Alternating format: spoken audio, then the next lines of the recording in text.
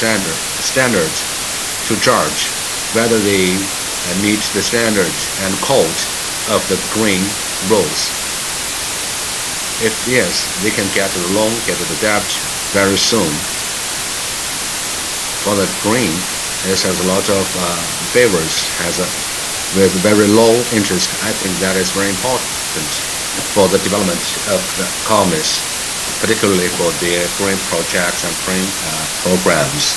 So I think we want to strengthen our cooperation with the central banks on the EU to discuss how to complete and improve the rules and standards for the green finance and loans. Our last speaker is the chief economist of Asian Infrastructure Investment Bank, Eric Berglund. We know that the Asian Infrastructure Investment Bank has made a lot of achievements since their establishment, particularly in the infrastructure investment. We hope that our last speaker can share with us from the perspective of Asian Infrastructure Investment Bank how they consider the green finance. Please, the floor is yours. Thank you very much, and I'm very honored to be included in this conference. It's a little bit early for me. I'm in Washington at the moment, so please excuse me if there are some lapses in my speech and my thinking. So what I would like to do is to share some ideas that come out of work we are doing on China's net zero transition, and this is still preliminary remarks and preliminary work, but we think it's worthwhile to share it nevertheless to get feedback and to also spread information on what China is doing and what the issues are China is facing in the process of implementing its net zero plan. So let me share my screen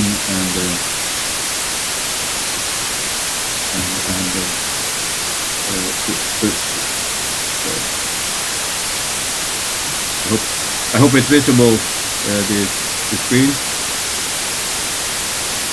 Yes, sir. Ready. Excellent. So this is an independent expert group, so it's not the position of AIB, what's being said here, but it's more work that we are doing. We're doing it together with the BOA Forum and some other institutions in China. It's an international group working with the leading some leading Chinese economists, and like I said, involved the BOA Forum. So the starting point for this effort is that we think that the governance component is absolutely essential when we think about how to reach net zero. So of course we have technological issues, the very many policy issues that have to be solved, but at the core there is the governance challenge, and it's arguably the most difficult and most ambitious challenge that China is facing in terms of governance. So we distinguish between three elements of this green governance. There's what we call green planning, which is using quantitative targets. Something that China has a lot of experience with, and here the responsible institution is the NDRC. You have then the carbon market, which is used to price carbon emissions or greenhouse gas emissions. Here in China, the Ministry of Ecology and Environment is responsible. And then finally, you have a component which is a little bit to bring together many different elements. We call that green financial governance. It's about the incentives, these incentives that are being given. There was some mention in I caught part of the previous presentation, and there were some elements there that are very much in the spirit of what I call green financial governance. And I think the overriding point that we are making in this first report is to say that we need all three of them, and China needs all three. And what the issue is, what is the right balance? And that balance may not be the same over time and across all sectors at every time, and not necessarily the same in all parts of China. Some provinces may require a different mix of these three. So I think that's going to be the overriding message that we have, and all these have to be pursued for China to be successful.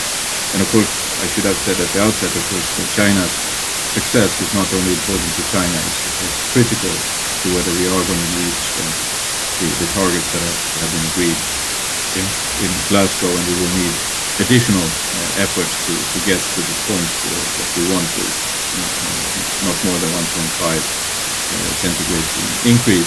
So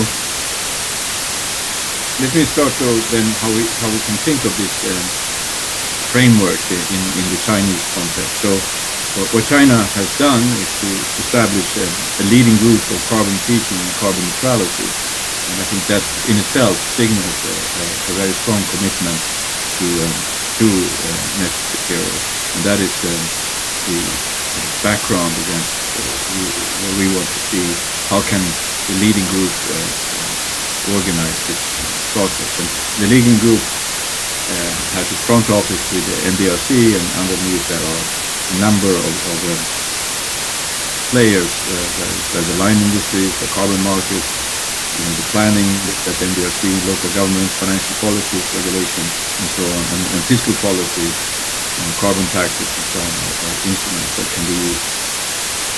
So let me start with the sort of overriding net zero planning and targets. And here, what we emphasize is the role of leadership is absolutely critical, and we need very fundamental changes across the entire Chinese economy, across all sectors, regions, cities, and communities. And in this process, it makes sense to have a short-term and the long-term target. So we have the short-term peaking target and the long-term net zero target for 2060. So peaking before 2030 and peaking and reaching net zero or carbon neutrality by 2060. But it's very important to think of these targets as outer bounds, so to say. So every entity should be incentivized to reach the target before the target date, if they can. And we're going to need early movers, because not all parts of the economy will be able to reach net zero by 2060. So we need early movers, and we also need, and I come back to that, we need to make investments in taking CO2 out of the atmosphere and other greenhouse gases out of the atmosphere, if we're going to succeed in reaching net zero by 2060. So that's the first thing. So we need short-term and long-term targets. The 2060 target, we think, should be the primary target. And actually, it has to be the primary target. And 2030 target should be set so to generate the lowest addition to the stock of greenhouse gases with the lowest adjustment cost. So of course there are, and China is experiencing this at the moment, very important adjustment costs, and you need to make sure that you have sufficient power and sufficient energy production for the infrastructure. So it's very important to look at the adjustment costs. Where are the costs the lowest, and you need to move faster, or should you wait to move later, more accelerated? Our judgment here is that we need to start now, and we need to do it very aggressively if we're going to achieve those objectives. And what's very important is that the peak target has a ceiling. So, which means that you cannot just allow different entities in the Chinese economy to push up the peak target. So, because then you're going to have to make much more dramatic adjustments later on. So very important to put the ceiling to it. So the third element is that, and I already alluded to that, both these targets have to be implemented at all levels of government and across all provinces and economic sectors. And I know, by the way, that Hainan is very much the leading front in doing this. But what is so far has been done has been a focus on the peak targets, and we are concerned that we must also have the net zero target at all levels. So that is something that needs to be done. It should be done on an annual basis. That would be not so broad, and I'll come back to that. So for the leading group, it's important that we get more internal coordination cooperation. There are, and the NDRC is very much aware of this, still weaknesses in the internal coordination and cooperation, and this needs to be strengthened. I don't think here I will have to go into many examples, but it is clear that this is an issue. You saw all these entities being involved. It's a very complex process, and there's more work to do. What is also important is that one of the elements that are, again, the previous speaker brought up the importance of forcing financial institutions to be more transparent about climate risk in their lending, and also work with enterprises that are borrowing from them that to bring down the carbon footprint. But the risks that are involved here need to be shared between financial institutions and emitting enterprises. So this is something that China needs to develop mechanisms for that such a risk sharing. There are a lot of issues around the responsibilities between financial regulation and environmental and industry that have to be addressed. We are concerned that some of the regulation that should be happening around climate finance, for example, if there's not a sufficient interface with the financial sector, we need to strengthen that and also broaden the type of instruments that are involved particularly around the emissions trading. I'll come back to that as well. We think very much that we need some semi-independent body that can, over time, check the accountability. This can be under the leading group, but it should have an independent status, and there's a lot of experience internationally from the carbon councils, the climate councils, how they've been very useful in shedding light on bringing research, academic research, through this process, promoting the discussion. It's very important to have such an entity, and there are we give some examples of similar entities also in the Chinese system that we think could be models that can be used in this case. And finally, maybe a detail that actually very important is to make sure that the green finance and climate topics are regularly discussed at the Financial Stability and Development Committee in China. So these are the kind of leading group responsibilities. And if you look specifically at the net zero planning here, with the NDRC that is responsible.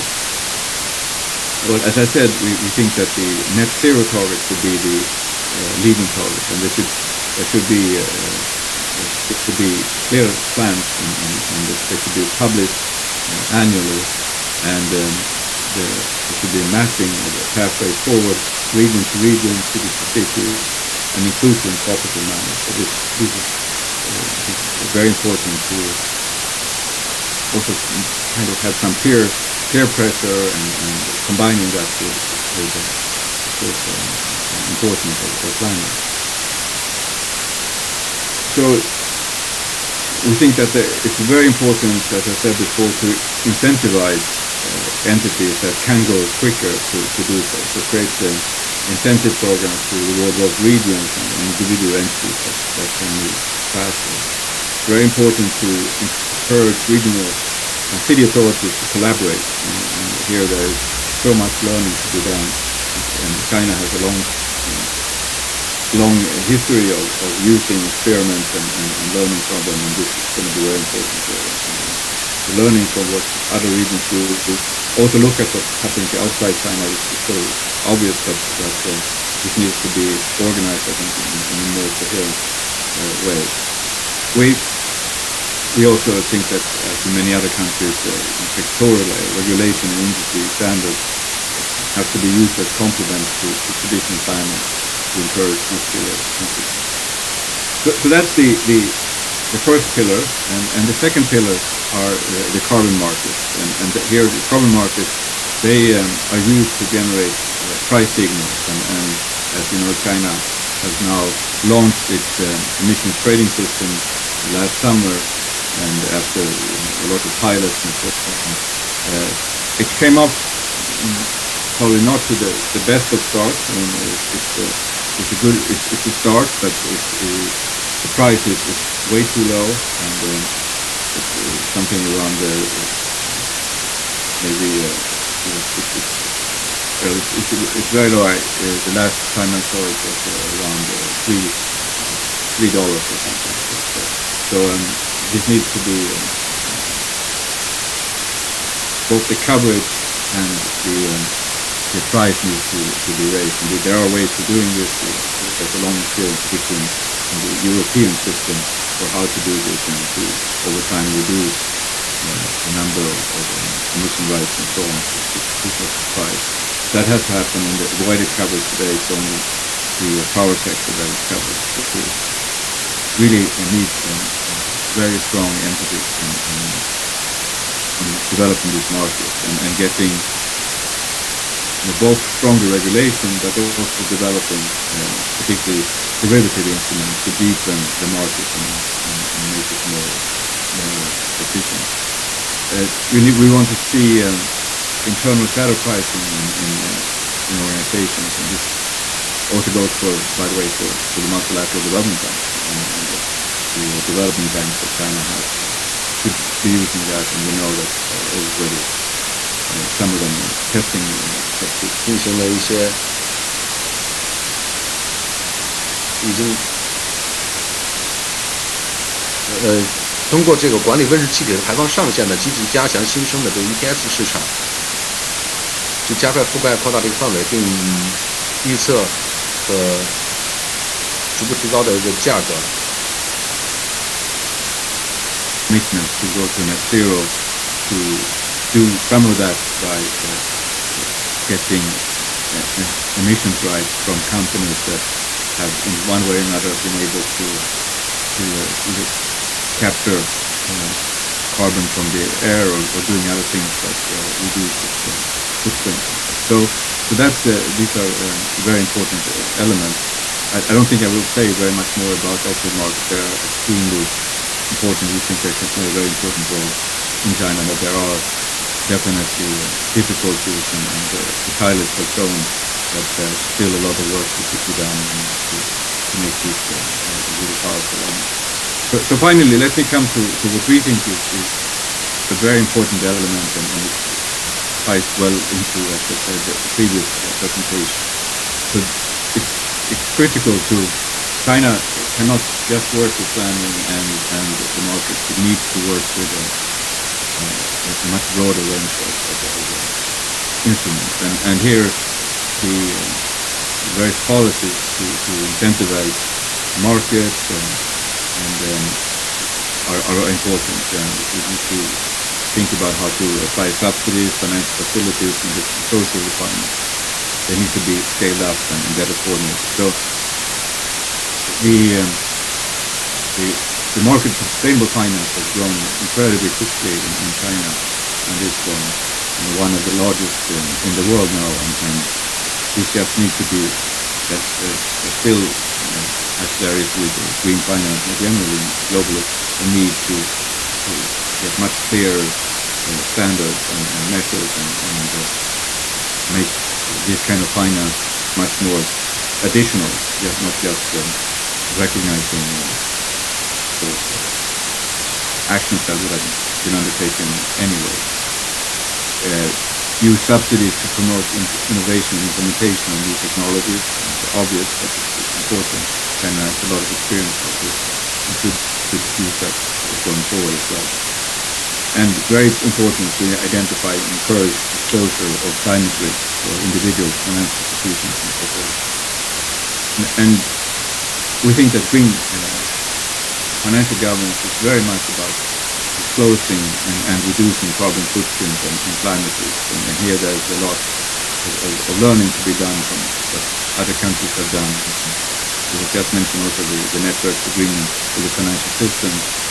This is a very important initiative that now involves a very large number of central banks, including PBOC. And that is very important that this network, China engages actively in that network, and it is really one of the pioneers, founding member of the network.